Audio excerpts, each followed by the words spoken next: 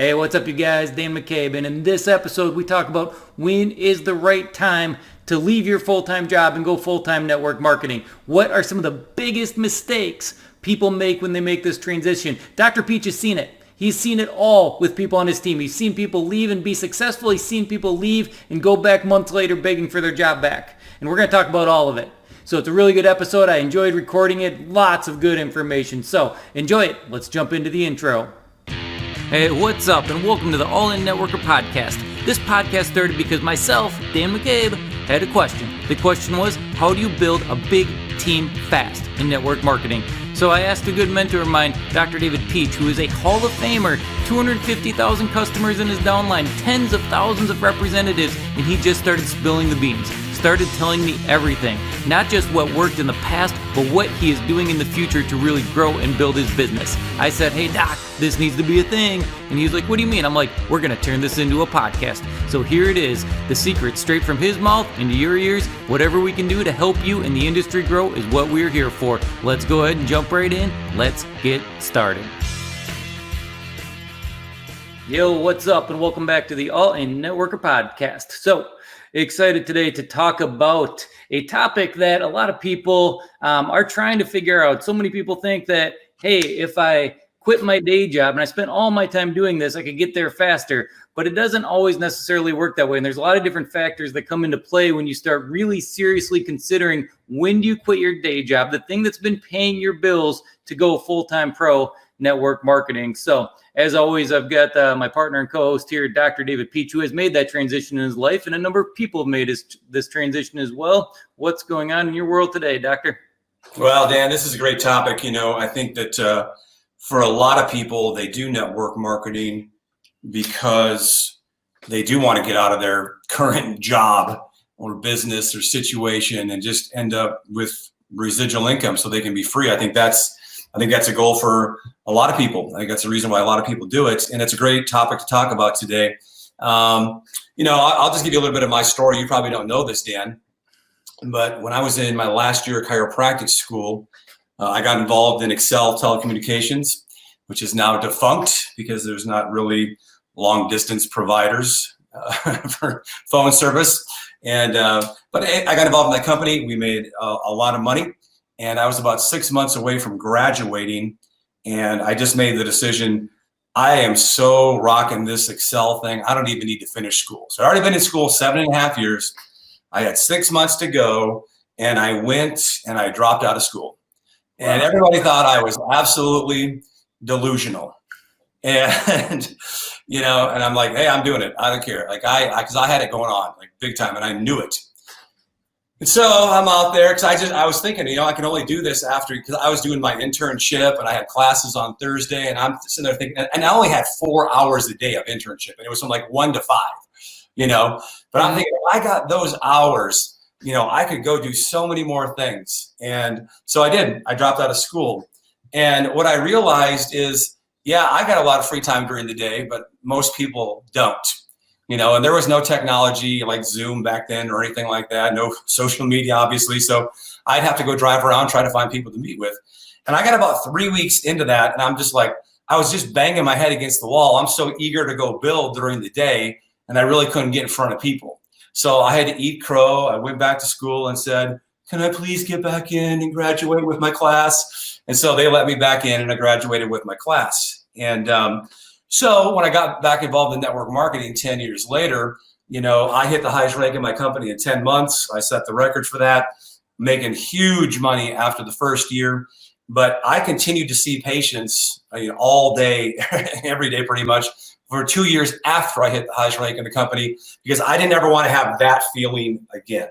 Because the mistake that people make is when they go full-time too fast, a lot of them don't have any sort of savings. They get themselves in a situation where they have to press. They become kind of desperate, and they just smell of fear, and it just repels people. And so I'd much rather see people, err on the other side, err on the side of, hey, I could have gone full time 2 years ago. My income is 3 times what it was in my day job or my business, but I'm just kind of playing it safe. I think those people are more intelligent ultimately, because they come from a place of they don't really care whether you do it or not. And I think that's where you really have to get to, so you're not in that desperate situation, because that's, I've just seen too many people try to go full-time too fast, and then they have to, they just live in this constant grind, and it's not fun when you're doing that. And so my advice would be have a whole bunch of money piled up and make your, like, for me, I just knew how many leaders I had in my organization that would keep the thing going with or without me. And, like you really know how stable your organization is in your heart. And if it's not where it needs to be, just hang in there for a little bit longer. Yeah. And just continue with that grind. That's interesting because, I wouldn't, I would put myself, I guess, in the same camp of you at the top rank in the company in 10 months and 5 days. I'm guessing most people are looking at the top ranks of their company and they're like, I hit that. I'm quitting. I can't quit fast enough. I'm going to march into the boss's office. I'm going to have a band behind me. I'm going to throw my resignation paperwork on the desk and I'm just going to stomp right out of there and never look back. So it's interesting that you hung on there for 2 more years to really stabilize the organization. And you're right. When you are working out of fear, it is really, really hard to get people to believe that you know what the heck you're talking about or that you know what the heck you're doing. And that's true for so many different things in life. So as you know, I used to do a lot of real estate investing. I taught real estate investment seminars, and we would coach people in that industry as well. And they would ask us all the time, or they would make the decision to go full time. And the number of people that would try to do it, they would all of a sudden, they would get this 8 to 10 hours a day back. And they think, I have that 8 to 10 hours. I'm going to go crush it.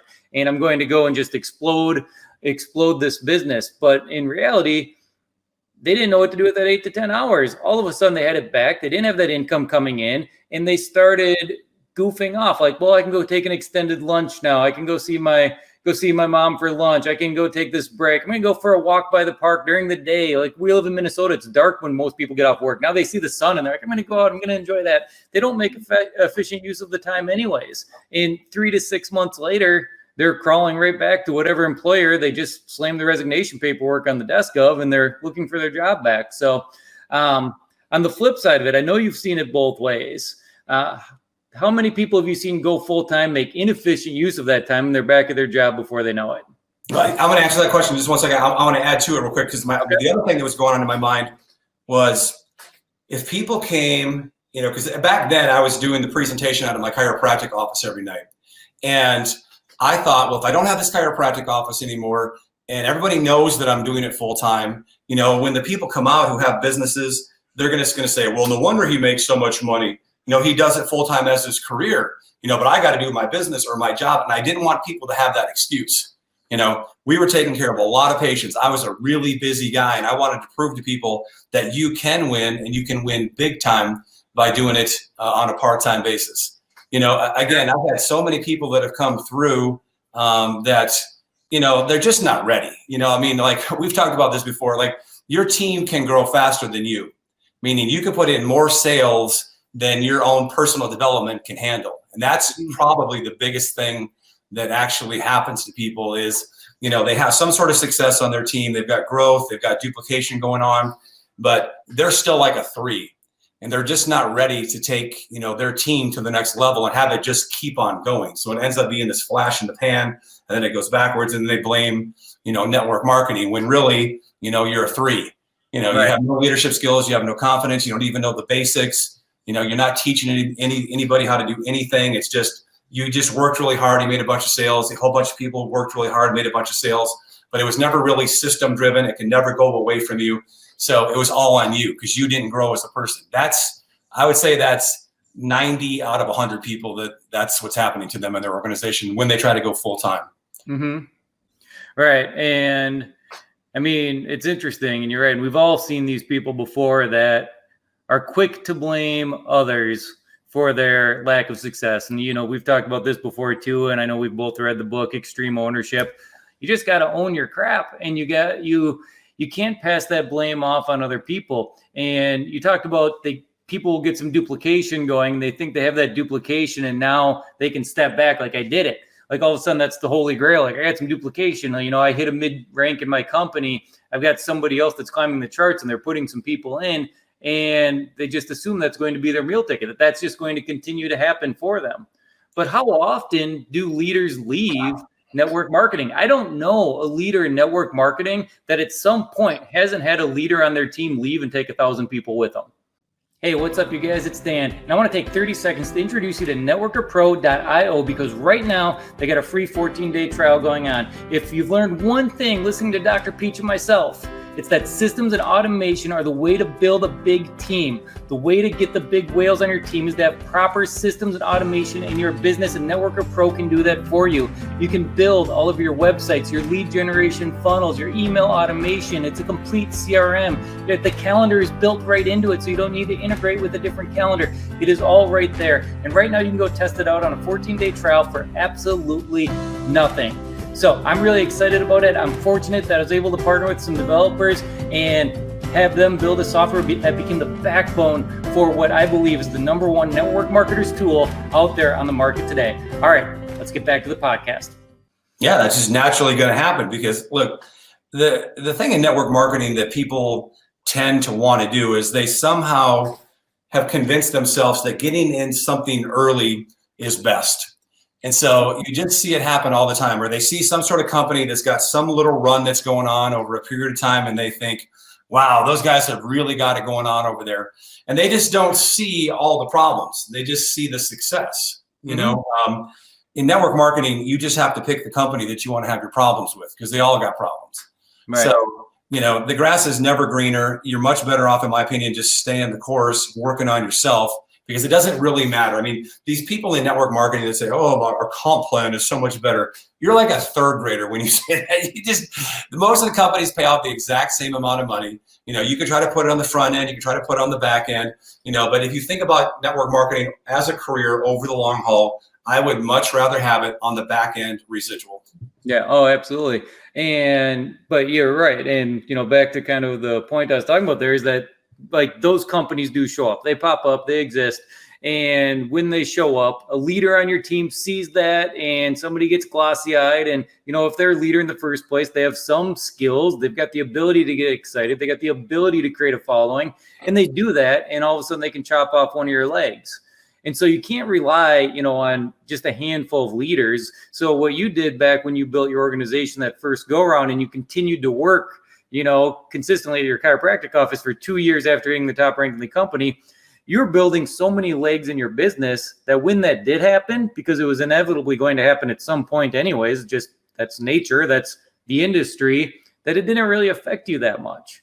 Yeah. So it's really just, the process is bigger than I think a lot of people like to think that it is. This industry is a beautiful industry, but it's a lot of hard work up front. You got to spend a lot of time up front building a foundation of a business to where you can take those speed bumps along the way and where you can properly train leaders to teach other people to be leaders. If you just teach one person how to go get people into the business or two people how to go get people into the business, but you never teach them to be leaders, you don't have something that's going to sustain you for your whole life. Yeah, I mean, even if you hit the highest rank in the company doesn't mean that, you know, you have a stable organization. You know, right. I mean, how many people do you have that are going through the ranks? Like, I'll give you an example. When I made the decision to sell my practice finally and just do World Ventures as a career, I had 10 people at the highest rank in our company underneath me. And they were all very balanced between all, you know, levels of my organization. They were all where I needed them to be.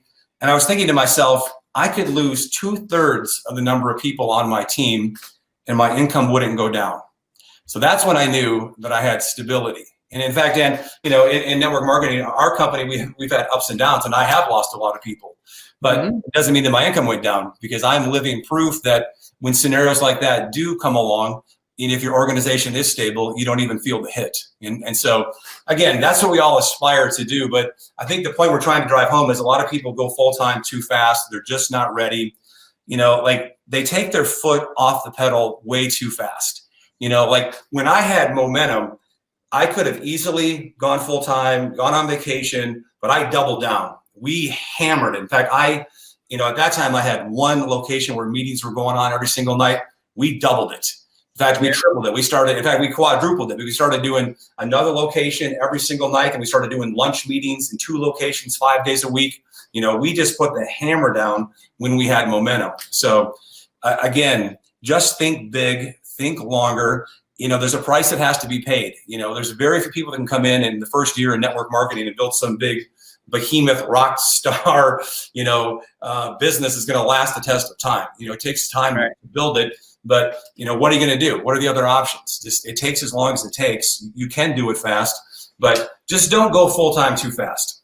Yeah. And, I've studied a lot of different comp plans and a lot of different network marketing companies. And you mentioned earlier, they all pay about the same. And that's true. They all pay 50, 60% of whatever revenue comes in goes back out to the field. It's just how does it get distributed. For the most part, most comp plans, sometime around the mid-rank, the mid-tier of the company, you should be earning what could be considered a low middle income full-time salary. But that doesn't mean that you've built something that is going to sustain you forever. At that point, you're still working your butt off. At that point, you're nowhere near the duplication that you need. You can get there with just customers with no duplication. And so you need to be really careful because I've watched people in your organization, they hit that mid-tier in the company. They leave their other jobs. They think it's the end all be all. And they even step back. They even take their foot off the gas. And that's just craziness. Every single one of them ends up back at a day job eventually. They hit a speed bump somewhere and their income can immediately get slashed in half, if not lower. It's just, people need to be careful. And if they do make that decision, when you make that decision to go full time, one, you've got something so sustainable that you can feel really good about it. Two, it's because you've got the right mentality and you're the right person where you're just going to step on the gas harder for an additional season to really drive it home. I mean, the thing I'm always thinking in the back of my mind is how many people in my organization do I have that make $1,000 a week? Because people that make $1,000 a week, there's an awful lot of them that tend to go full time there because, let's just be honest, like network marketing, what's great about it is it gives a lot of people that don't have anything going on a chance to be an entrepreneur, to get some sort of business. And they're looking at, okay, I'm doing my business over here, my network marketing business, and I'm making $4,000 a month, and I'm working my job over here, and I'm making $2,500 a month. For those type of people, they go for it, and there's not a lot to lose because they can go back and get that $2,500 a month job. It's the people that need more income than that get themselves in trouble. It's the people that need $8,000 a month or $15,000 a month that I've just seen this happen so many times. I've had so many people in my organization go the distance. They go to the top and they try to live a lifestyle that I live. And I make like $100,000 a month more than they do, but they try to compete with me in the lifestyle. They buy the big house, they buy the big cars, they're on vacation half of the year. Those are the people that get themselves in the most trouble, in my opinion. You got to learn to live small, in my opinion. Like in network marketing, it's just such a joke. You have all these people that buy fancy clothes and watches and take pictures in front of airplanes and in cars. And it's just like, if that's your jam, you're delusional because you're going to be broke your whole life. You have the wrong. I'm just telling you, but that sells. There's no doubt about it. That attracts people. But those people don't have wealth. They take pictures in front of rented cars. Yeah. So just don't play that game. I like there's some people that like the feeling of driving a Lamborghini. I like the feeling of having a whole bunch of money piled up so that I can live on the interest. I like that feeling. That gives me security. So I would encourage you to be like me. Right. And, having hung around you, I know a lot of people aspire to that and some people get that.